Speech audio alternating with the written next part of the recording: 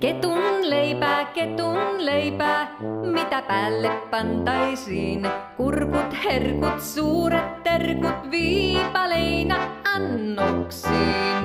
Ketun leipää, mitä muuta syötäisiin? Kinkut, juustot, makkarat, kalakukot, hattarat. Ole hyvä, pöytään tuu, ystäväni herkkusuu.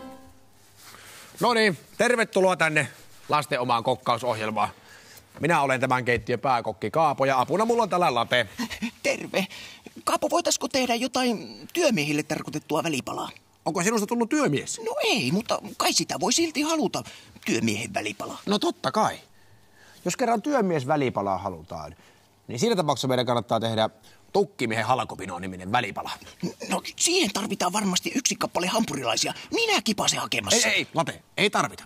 Nimittäin minä olen hommannut tänne hapankorppuja, sulatejuustoa, kinkkusiivuja, maitoa ja sinappia. Niin ja meillä on hyllyssä yksi kappale tehosekoittamia. Otetaan se. Niin ja sitäkään ei tarvita. Oi ei. Eikä tehdä puuroa, vaan tehdään erittäin hienoa ruokaa. Jaha. Sitä varten tarvitaan tähän ensin laakea vati. Annapa mulle sellainen. Hetkinen.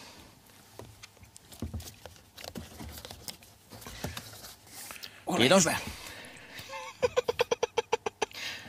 Tämä on vispilä. Ai vispilä? Niin. No anteeksi, hetkinen. Anteeksi. Vähän kelpisen Hop! Ui! Kävisikö tämä? No käy. Sullahan taitaa ollakin aika pattilihakset, nimittäin tää on painava. No työmiehen ruokahan tässä halutaankin. Aivan. Mutta tähän kaadetaan sitten maitoa. Ja sitten haetaan metsästä vähän halkoja ja pinotaan ne tuohon maitolautasen päälle, niinkö? Ja halkoja. No niin. No eikä kukaan pysty halkoja syömään. Ei ihminen eikä edes kettu. Mutta sen sijaan tähän pinotaan näitä hapankorppuja. Hapankorppuja siihen maitoon, miksi? No kuule siksi, että ne likoavat siinä sellaisen vajaa puoli tuntia, jonka jälkeen ne pehmenevät. Ja niitä voidaan muotoilla. Eikä ne ole enää niin kovia niin kuin tämä kuiva.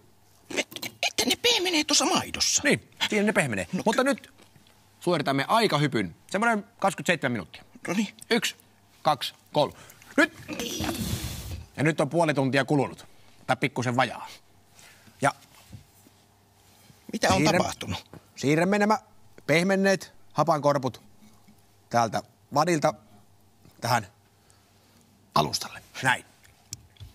Ja nyt laitamme siihen päälle kinkkusiivut. Noin. Ja noin. Kinkkusiivut, jaha. Sitten siihen päälle levittelemme hieman sulatejuustoa. Tässä pitää olla pikkasen varovainen, ettei vaan hajoa tuo hapankorppu. Varovasti, varovasti. Kyllä. No hei, Late. Niin? Ollaanko me hurjia? Siis miten niin? Pannaanko vähän sinappia? Ja niin se on taas tämä sinappikysymys. Niin. Toisaalta minä olen kyllä käsittämättömän hurja, mutta toisaalta taas sitten en, että Niin. ehdotan, että laitetaan toiseen sinappia ja toiseen sitten taas ei. Loistava idea. Panna tähän sinun puolimmaiseen vähän sinappia. Juu. Ja levitetään se samalla tavalla kuin sulatejuusto. Ja siitä tulee hurja. Nyt. Seuraa taikuutta. Ja ei kai mitään pelottavaa. Ei, ihan tommonen keskiverto muodon muutos vaan. Seuraappa tarkasti. Mitä nyt tapahtuu?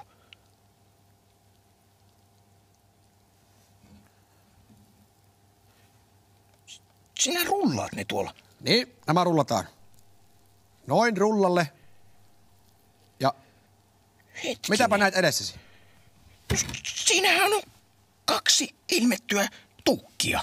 No niinpä on. 2 halkoa.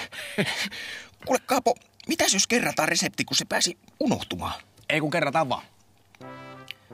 Liotetaan hapankorppuja maidossa sen aikaa, että ne pehmenevät. Laitetaan liotetut hapankorput muovialustalle. Lisätään hapankorpun päälle kinkkusiivut. Levitetään varovasti sulatejuustoa kinkkusiivujen päälle. Rullataan hapankorput halkojen muotoisiksi. Pinotaan tukkimiehen halkopinoja tarjouluastialle ja sitten herkuttelemaan. Nyt kun on pöydät pyyhitty ja astiat pantu paikoilleen, voimme siirtyä siihen mieleisimpään hommaan. Ai, että maistetaan. Niin, maistetaan.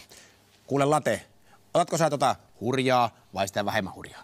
No jos tällä kertaa maistasin ensin sitä vähemmän hurjaa. No selvä, niin mä otan sen hurjaa.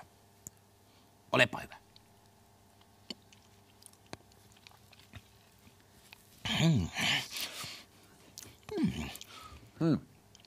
Mitä sanot? No hyvä ruoka maistuu aina hyvältä. Kyllä. Tästä tukkimeen halkopinosta tulee sellainen villi ja vapaa olo. Kuin vaeltaisi koskemattomassa metsässä ja kuuntelisi pöllöjen huhuilua. No niin vähän mullekin. Tekee mieli vähän huhuilla. No huuilepa. Huhuu, huhuu. Hei, ja tuolla on iso huuhkaja, joka vastaa sille, että huhuu, Huhuu, huhuu. huhuu. Niin, se on vaan täältä villistä vapaasta keittiöstä. Iso tukkimiehen terve kaikille. Nähdään taas viikon päästä, tehdään taas jotain hyvää. Huhuu, Huhuu. huhuu.